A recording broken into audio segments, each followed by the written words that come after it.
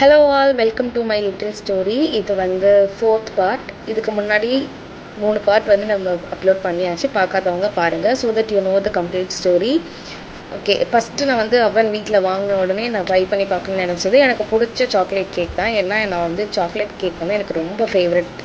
So பெருசாக எதுவும் பண்ண முடியாது. ஸோ அதனால் மக் இருந்துச்சு, காஃபி மக்கில் வந்து மக் கேக் பண்ணல, சாக்லேட் மக் கேக் ட்ரை பண்ணேன். அளவுலாம் ஒன்றும் பெருசாலாம் தெரியாது, எதுவும் எனக்கு தெரிஞ்சதை வச்சு போட்டு பண்ணேன். சுமாராக தான் வந்துச்சு, பட் ஆனால் அதுவே எனக்கு அப்போ நல்லா பண்ணியிருக்கோங்கிற ஃபீல் இருந்துச்சு.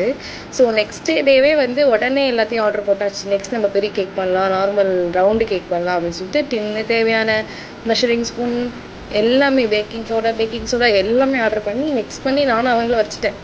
வெந்த மாதிரியும் நல்லா இருந்துச்சு.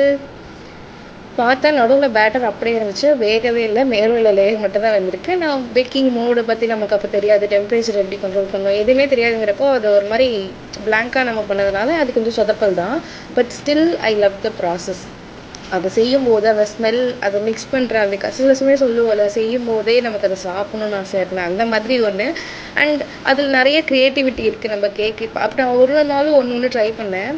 So day by day I started learning, experimenting, improving from measuring flour to decorating brownies. எல்லா மிஸ்டேக்குமே ஒரு லெசன் தான். நம்ம விஷயத்தை செய்ய தான் அதில் என்ன தப்புங்கிறத நம்ம லேர்ன் பண்ணி அதை சரி பண்ணி அதில் பெட்டராக முடியும்.